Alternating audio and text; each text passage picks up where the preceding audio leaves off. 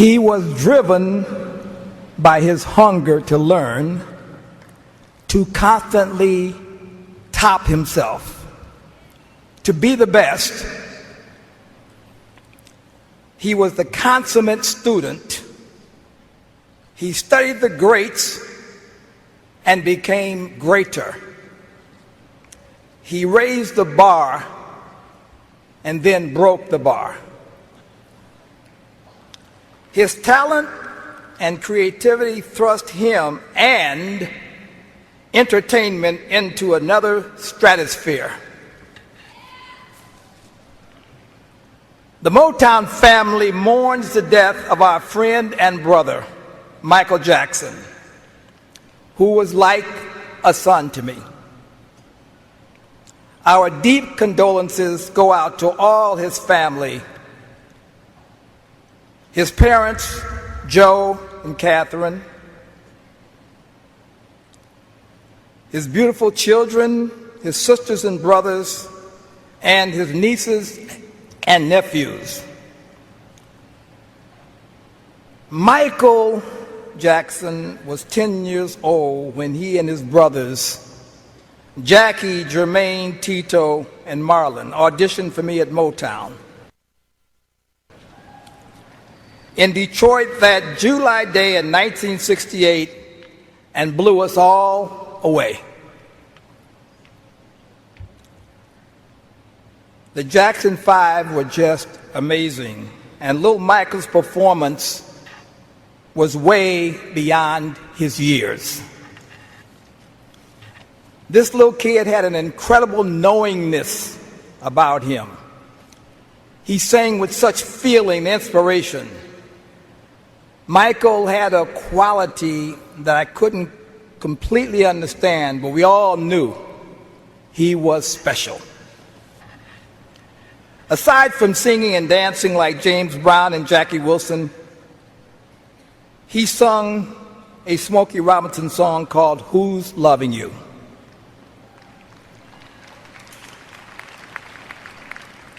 He sang it with the sadness and passion of a man who had been living the blues and heartbreak his whole life.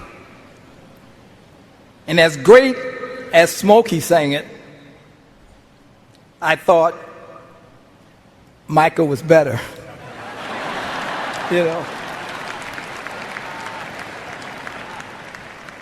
I went to Smokey and I said, "Hey man, I think he got you on that one."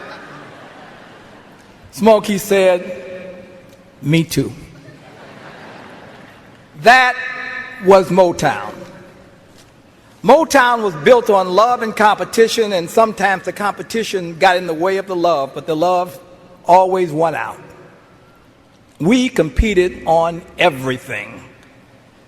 In California, we had a baseball game every week, the Jacksons versus the Gordys. Unfortunately for us, Tito and Jackie were big home run hitters. They would knock the ball out of the park. But then, so was my son, Barry. And I'm not going to tell you who won most of the games, but I will tell you that the Gordys cried a lot. And even though little Michael was the catcher for the Jacksons and missed a lot of balls, we still cried a lot. But we swam and we joked and we played games. And when Michael performed his songs, you could feel the happiness in his soul, because that's what he loved to do. Michael inspired me so much that for days I walked around humming a bright little happy tune with him in mind. Oh, baby, da da dee da da, da da da da da.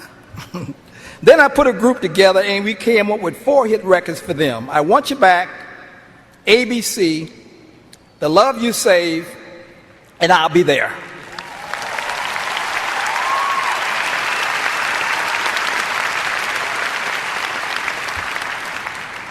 The Jackson 5 was the only group in history to have their first 4 records go to #1.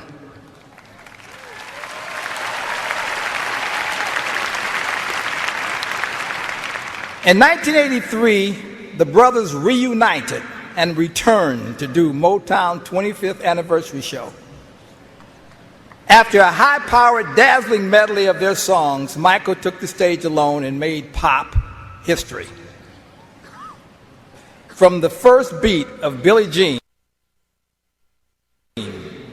and the toss of that hat, I was mesmerized. But when he did his iconic moonwalk, I was shocked. It was magic.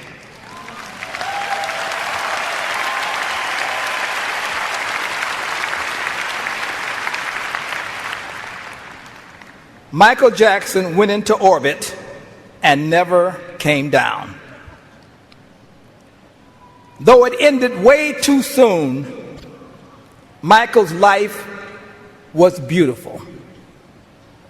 Sure, there were some sad times and maybe some questionable decisions on his part, but Michael Jackson accomplished everything he dreamed of.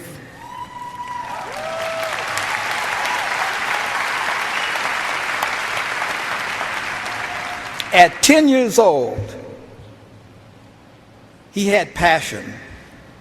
He had passion to be the greatest entertainer in the world, and he was willing to work as hard to do whatever it took to become what he indeed became, the undisputed king of pop, the world over.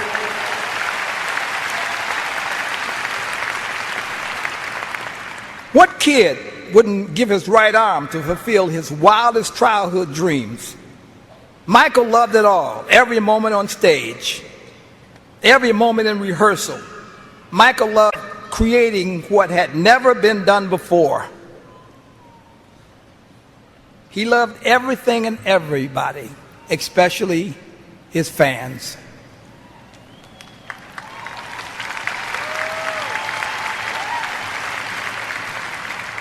I must say, though, that he did have two personalities.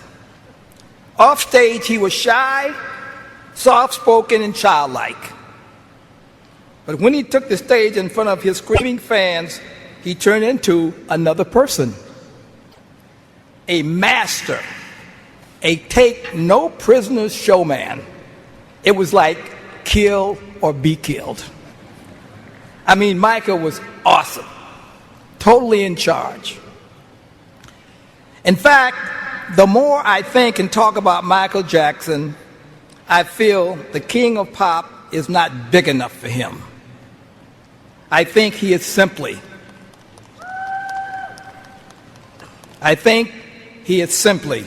the greatest entertainer that ever lived.